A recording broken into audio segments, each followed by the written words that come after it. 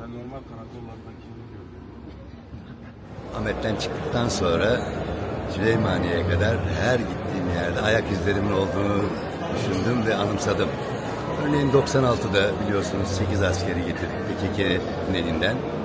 Ve o zaman PKK'nin meşruiyetini ve barışçı yanını ortaya koymuştuk. Keşke o zamanlar bu devletçe itibar edilseydi, kabul görseydi. Bu 29 yıldır bu acılar yaşanmazdı. Şimdi biz tabii yaklaşık 39-40 yıldır bölgedeki bütün insan hakları ihlallerine tanıklık yaptık. Katliamlara, suikastlere, cinayetlere, cezaevindeki öldürümlere, köy yakma, boşaltmalara ve sürgünlere. Bu kez de iyi bir şey için tanıklık yapmanın heyecanı duyduk. Ve bugün gerçekten çok duygulandırıcı, hüzün verici bir şeydi. Ama şimdi o ateş ses olsun, söz olsun ve zulmün sonunu getirsin ve karanlığı aydınlatsın. O umutla dönüyorum. Büyük bir heyecan duyuyorum. Ve yarın Sayın Cumhurbaşkanı'nın da önemli açıklamalar yapılacağı bildirildi. Bugünkü çünkü 1 Ekim'de başlayıp bu sürecin 27 Şubat'ta Barış ve Demokratik Toplum Çağrısı, ardından 19 Haziran'daki yine PKK lideri Sayın Öcalan'ın manifestosu ve bugün de gereğinin yapılması noktalandı. Şimdi artık sıra devlette, sıra iktidarda, sıra Türkiye Büyük Millet Meclisi'nde, sıra emek ve demokrasi güçlerinde ve çünkü barışın kalıcılığı ve onuru bu sürecin toplumsallaşmasıyla ilgilidir ve herkes şimdi ne yapabilirim ve ne yapabiliriz sorusunu kendine sormalı ve yarından itibaren de başlamalı. Euro rastı yani rojik per giringe, per vatadara, nezi 5 salana nav beyna gelek yetir şerik mazın dervazıdır. Bir şerida juanten kuştenetin katil kerme, eşi per giranten jiyan kerme. Lebeli bu sedema ve aşıtı ev koyun rüştün erdi misakinetine. Em malbatı roboski ad bejin em lodma piş girdiya ve aş bevajo aştı bigirin.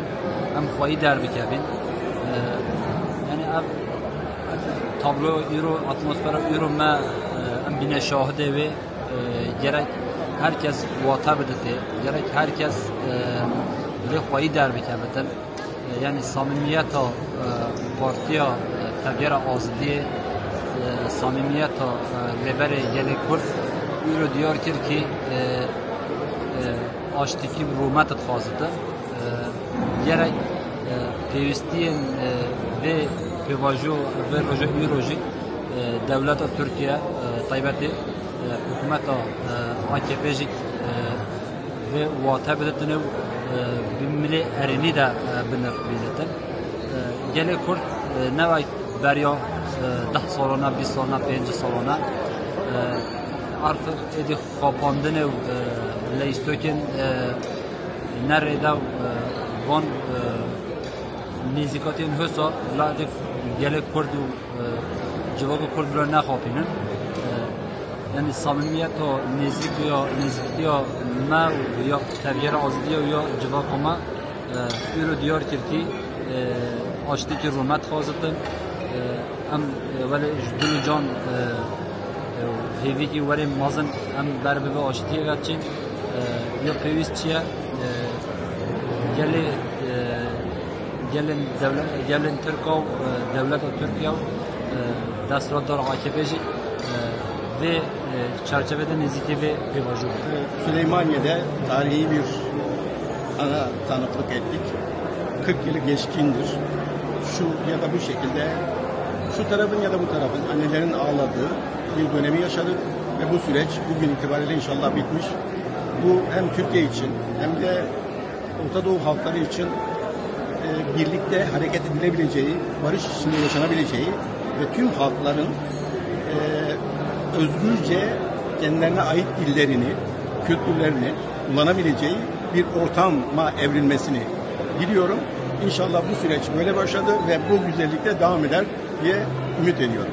Yani yıllardır gözünüzü öyle bir şeyin içinde açmışsınız. Ortam çok duygusaldı. Gözyaşı döken insanlar vardı. İnsanların etkilenmemesi mümkün değil. Çünkü siz bir savaşı bitiriyorsunuz ve bir barışa tanıklık ediyorsunuz ve silahlar yakılıyor. Bu Türkiye halkları için, yani Kürtler ve Türkler için çok olumlu bir gelişme olarak görmek lazım. Oradaki insanların o duygusallığını, umut ve hüzün arasındaki, çünkü kaybettikleri evlatları olan insanlar da vardı. Bir taraftan da umut beslemişlerdi. Buna da şahitlik etmek gerçekten insanı duygulandıran bir durumdur. Tabii ki benim temsil gücüm abimi temsil etmeye yeter mi bilmiyorum ama bu uğurda ne kadar büyük emek ve çaba verdiğine şahit olduğum için, daha doğrusu şöyle, abimin siyasi yaşamının başlangıç sebebi zaten barış. Bu yola çıktığında karşılaştığı tüm engellemelere, düştüğü müşkülatlara rağmen hep barış demeye devam etti. Bütün emeğini, enerjisini, sağlığını bu uğurda kullandı. Tabii ki gönül isterdi mutlu sonu o da görsün ki inşallah mutlu son olacak. Beklentimiz o yönde. Onun anısının hatırına bu olaya tanıklık etmek istedim. Ailem adına, kendi adıma. İnanılmaz bir duygu yoğunluğu var bugün. Hani biraz sevinç, biraz hüzün. Fakat karşılaştığım ve gördüğüm ciddiyet ve samimiyet abimin de fıtratına uygun bir şekilde o hayalini kurduğu barışın mutlak gerçekleşeceği yönü. Buna inanıyoruz. Bugün o ciddiyet ve samimiyeti ben gördüm orada. Bu girişimin kalıcı olmasının sağlanması gerekiyor. Yani abimin tabiriyle altının doldurulması gerekiyor. Oysa gördük ki barış ne kadar da kolay bir şeymiş, ne kadar da basit bir şeymiş. Bir çırpıda oluveriyormuş. Hani bu ciddiyette ve bu samimiyette ilerlenirse, devam edilirse bu sorunun ülkemizin gündeminden bir çırpıda kalkacağına ben eminim. Bu arada bu oluşumu dillendiren, ısrar eden, ortaya çıkaran, emeği geçen herkese şükranlarımı sunuyorum. Müteşekkiriz. Hepsine ayrı ayrı teşekkür ediyorum. Bütün halkların yararına, ülkemizin yararına, bu toprakların yararına çok hayırlı bir iş başlattılar ve ilerliyor. Umarım ve dilerim en güzel haliyle, en güzel şekliyle bir an önce sonuçlanır. Biz de artık güzel günler görürüz. Bu topraklarda bir bahar görürüz. Umudum, dileğim. Hem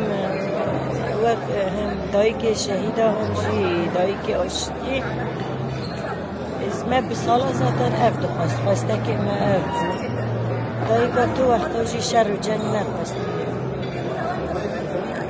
ev şer jî ji ber ku em bindest bûn vî şerî dest pê kiriye wexta ku siyaset vekirî bûna zarokê me dixwazin kî dixwaze herin mirinê kes naxwaze herin mirinê wexta ku karibûna rehet jiyan bikin rehet siyaset bikin rehet bixwînin rehet xwediyê heqê xwe bin rehet xwediyê kîmrika xwe û zimanê xwe bin ev şer dest pê nedikir zaten vî şerî ji ber bindestiyê dest pê kir îro ev banga Cumhurbaşkanî û Bahçelî jî bang kir em wê jî pir girîng dibînin û serokê me jî bang kir li ser banga serok ev çekberdan çêbû zaten bu bira çekê xwe dînin wextê çekê qediyaye bira werin siyaset bikin em vê jî wek dayîka û hem dayîkê şehîda em dibêjin zarokê me şehîd ketin bira ê kesî bes şehîd bikevin ne zarokê Tirka û ne yê Kurda em naxwazin zarokê her du aliya jî şehîd bikevin û tişta ji destê gelê Kurd hat kir tişta ji destê rêberî gelê Kurd jî hat kir tiştaj desti PKK cihat kır. Edima lehevya devleti. Bu süreçte böyle bir barış olanağının ortaya çıktığı andan itibaren zaten büyük bir umutla diyeyim, bir kapının açılacağını biliyor olmanın iyi duygularıyla aslında heyecan duyarak buraya geldim. Ve işin en güzel yanı bu heyecanı tabii orada fiilen bu durumu yaşayan insanlarla karşılaşarak paylaşmak çok etkileyiciydi, duyguluydu.